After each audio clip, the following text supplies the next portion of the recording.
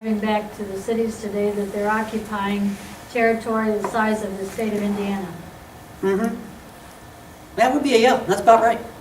But remember, it's, a river valley here, big hunk of desert. A river valley here, big hunk of desert. So it's not quite like Indiana. It's kind of like part of Southern California and Nevada. If you've been out there, you know what I'm talking about. Population centers and nothing in between. But anyway, this is ISIS stated aim. However, on ISIS sites, you also see this. I call it an ISIS wish. Here they have all of Iraq, Kuwait, Syria, Lebanon, Jordan, and that little country called Israel. Wish. I think their odds of that happening are slim, fat, and none. But it gets better. Oh my God. That is ambitious. You also see this. But remember, if Allah is on your side, you don't have to deal with reality. It'll just happen. And that is pretty much what happened in the 700s. It is. Spain was once an Islamic caliphate. That's why you see Spain. The part of the Balkans going up to the city of Vienna, that was once Ottoman Empire territory. They just took the Ottoman Empire at its farthest reaches. Areas they've never held, like Ethiopia, they just threw that in for good measure, as well as a big hunk of Central Asia, which is Islamic. That's called an ISIS dream. And if you really want to see the fantasy, You left the United States out. no ma'am! Right there! Oh, it is brown, okay. Yeah, the whole thing. Wild fantasy. And I just call that an ISIS wild fantasy. But to give you an idea, this right now is their stated aim. But this is an organization What? That won't stop. that won't stop. They Precisely. need to keep achieving Is that success. idea? Exactly. Yeah, is that idea so wild? Yes. 50 years from now, it could be? I see no way. I see no way the rest of the world allowing ISIS to get that far. Unless we all play Neville Chamberlain and roll over. Yes. What is their nuclear capability? 0. Currently, Because 0. I've heard they have some access to, There's a lot of rumors. okay. None that are credible that I'm aware of. Is there a possibility that they could acquire that? We've been active in the world trying to keep jihadi groups from acquiring that capability now for many, many years, since the 1970s that I'm aware of. If there was any indication that ISIS actually had a capability, I think you would see planes destroying that capability very quickly. Nukes are not easy to build. They require maintenance. They require a certain level of technical skill. I don't think ISIS has it. I don't think they could handle it if they had it. And they wouldn't have it for long, I can guarantee you that. Where Yes. do they Well, stand? being a terrorist group, they'd be more likely to go after a dirty bomb. Just More likely. Get some more used Yeah. uranium somewhere. More likely, so far ISIS has made no threats to the West. That's part of why ISIS is no longer in affiliation with Al-Qaeda. Al-Qaeda is about fight the West, get rid of the West, kill the Americans, kill the Americans. This group is saying, forget the Americans, let's set up our state. Let's take this for now. That's the magic word, for now. Yes? Well, then, do you think they'd ever, my stupidity probably showing that they would go in with the Russians? No. They're not going to, Hate each other. The Russians have fought against Chechenian Islamic rebels now for many years. Russia is horrified at this prospect. The West isn't very happy about this prospect. The Baghdadi government, Baghdad's there by the way, is not very happy about this prospect. It is anathema to Iran, to the Gulf states. Well, once they set up their state, maybe we can tame them. They tried it before in Pakistan. That was the rise of the Taliban. That was Saudi funded. A group of students come out of nowhere and conquer a country in under a month. That doesn't happen by accident. Taliban means student. It was funded by Arab interests to try to get Sunni Islam on a firmer footing there, to counter a perceived Shia influence from Iran on their other border. Saudis realized they thought they could control the Taliban. They were wrong. I would submit to you they're wrong about ISIS as well, but they're trying it again. Where does Iran fit into this picture? Iran is Persian Shia Oh, allies. so that creates another problem. The Maliki government is saying no reconciliation, no concessions, military victory, and begging us for military aid and assistance. In other words, the Maliki government is still saying we need to oppress these other people and be the boss. But Shia religious leaders in the southern part of Iraq, Sistani among them, and he is the grand Ayatollah for the Shia Arabs. Think Pope, highly respected, revered person, has come out and said that Maliki must go. We need another government. We need a government of national unity. We need to treat everyone fairly. Maliki is still claiming, I'm in charge. So you got that going on just down in the Shia section. But as I said, this is their war aim. Oh, this is what Kurdistan would look like, by the way, if it existed. And Turkey doesn't want to see it. Can you see why Turkey is not too keen on the idea? Yeah, that's a fourth of Turkey, isn't it? Yeah, it is. Turkey had a civil war until about, almost 2010 with a rebel movement here. That rebel movement has given up. They have entered the political process. Turkey is funneling aid into this area, education, electrification, you name it. They have really seemed to have found peace in Turkey. Oh, and incidentally, guess this area here, Kurdistan, Iraqi Kurdistan, which they call themselves. They're supposed to sell all their goods down in the south through Baghdad, but guess where they've been trading for the past couple of years? More than anywhere else. Their major trading partner, Turkey. They looked north. They're selling their oil to Turkey. In direct contradiction of the Iraqi constitution. If you go to Iraqi Kurdistan, you do not see an Iraqi flag. You see the flags of Iraqi Kurdistan. They are a separate state in everything but name. They wore the fig leaf of Iraq to keep Turkey from invading back in the days of the Civil War. Now that the Kurds and the Turks are getting along, Turkey may shift its stance, and there's indications that they are, saying, it's okay, you guys can go on your own. And if Turkey gives the green light, they'll do it like that. Yeah? I've heard a lot of controversy about the embassy that we built over there. Yes. Size and expense. Yeah, world's largest. 5,000 personnel. Why did we do that? A very good question. Yeah. 5,000 employees, yeah. We did it to keep a very strong presence there. I think we did it to try to continue to have influence with the government in Baghdad, to try to steer Maliki toward more of a equals policy. The cynical part of me says to keep Iraqi oil flowing at reasonable prices. And right now we have this base in Baghdad.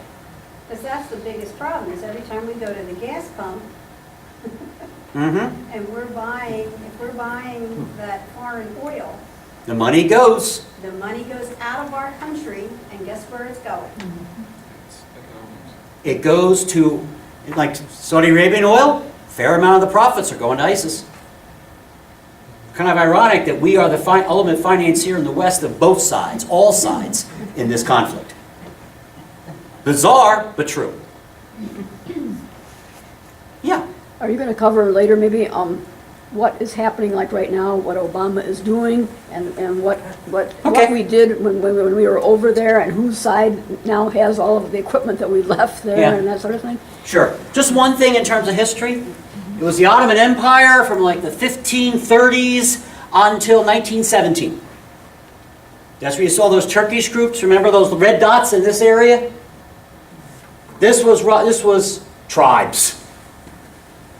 Independent tribes. Because Ottomans didn't want to be bothered ruling them.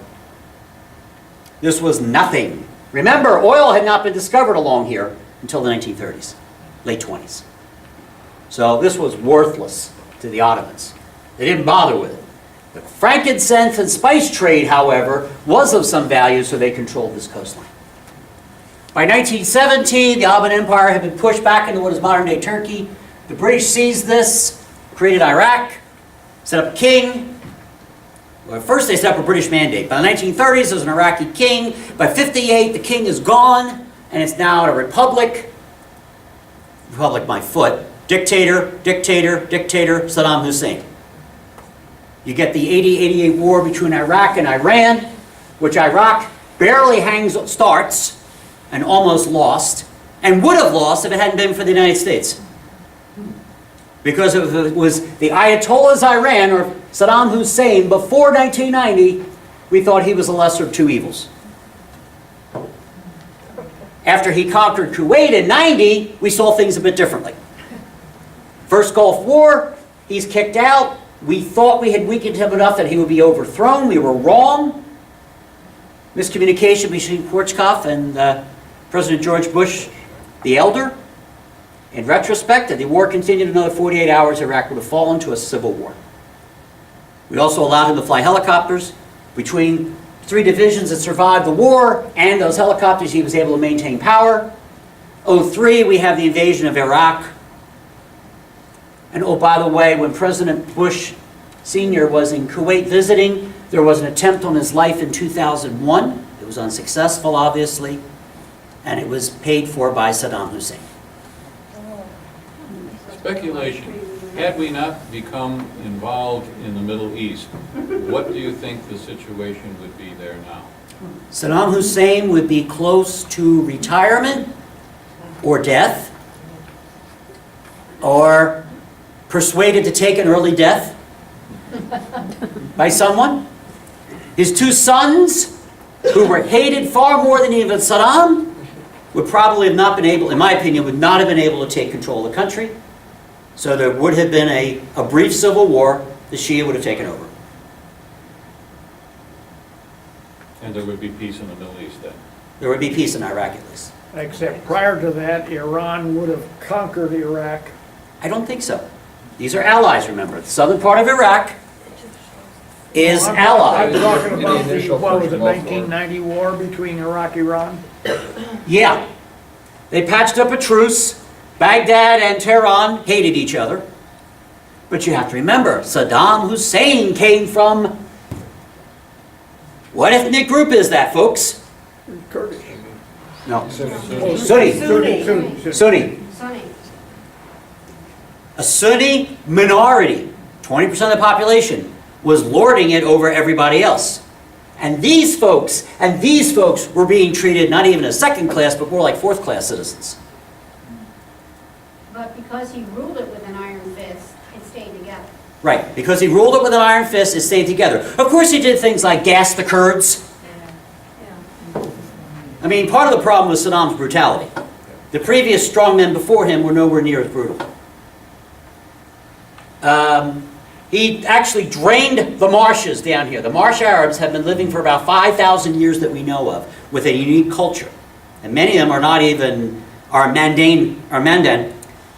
Mandanian. Thank you, Mandanian. Anyway, of a different culture. He drained the swamps and forced them into towns to destroy their culture.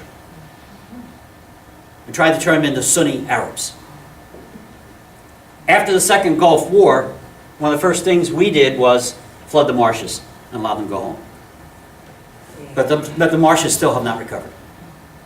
But that was the brutality of Saddam Hussein. So that was a part of it. This guy was just, he openly admired Stalin and Hitler. During the First Gulf War, I can share this now.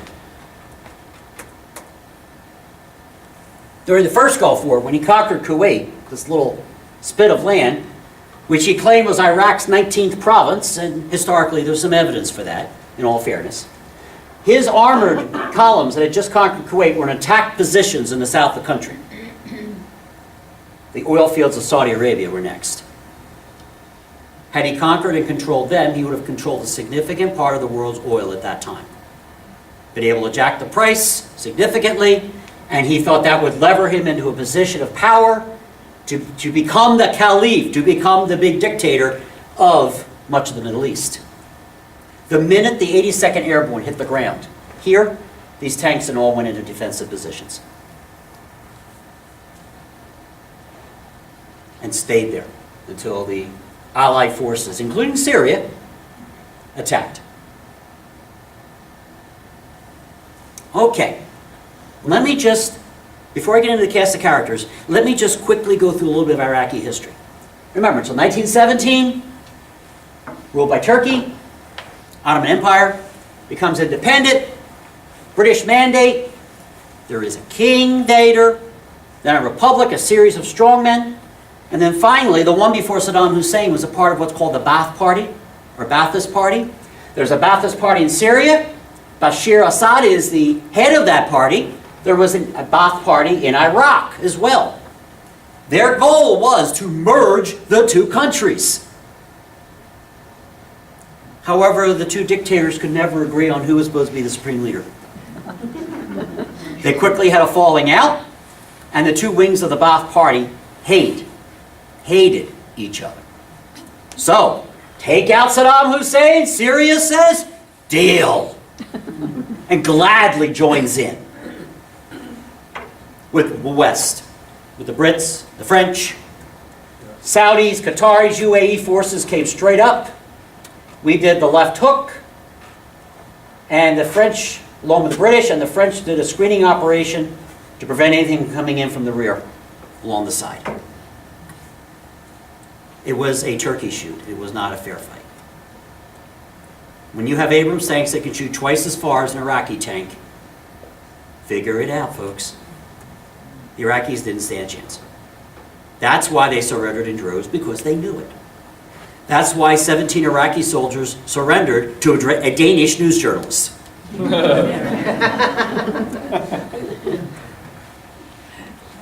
So what happened to those tanks? They litter the desert or hauled into scrap yards in the Middle East. Are you talking about our tanks or theirs? No, I mean the ones that were being used. Did one of these sides pick them up and make them usable now? After we got done with them, they were not usable. If I had known we were going to go here, I could show you some video. One shot from an Abrams, and here's the whole turret of an Iraqi tank flying through the air. It had been abandoned. They ran. Smart move, because they realized they could not fight. Some units did, Republican Guard mainly. Many just ran, because they knew they had no chance. Plus, They knew it was no They way. also had not a lot of allegiance to Saddam. That's the other With how he thing. had Will to fight. Many of the Iraqis had no allegiance to this Sunni dictator. So yeah, there was rejoicing when Baghdad fell in the Second Gulf War. But since we had nowhere near enough troops to pacify the country, we needed about 200,000 to have troops in every hamlet and village to prevent an insurgency. We went with 30,000. Therefore, you had riots in Baghdad, the museum got looted, the insurgency came out of nowhere. Sunnis. Why? We just lost our privileged place in society. We were number one. We were lording it over them. Now what? We're going to fight to get it back. Maybe we can drive them out. Drive them out. Inshallah. God willing.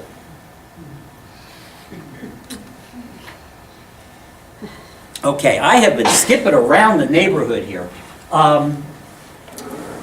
So any chance of semblance of order I've lost long since abandoned. But let me at least go through the cast of characters. You want to give them a 5-minute break in case they want something to drink or go to the bathroom before we come back? 5-minute break? Okay, 5 minutes.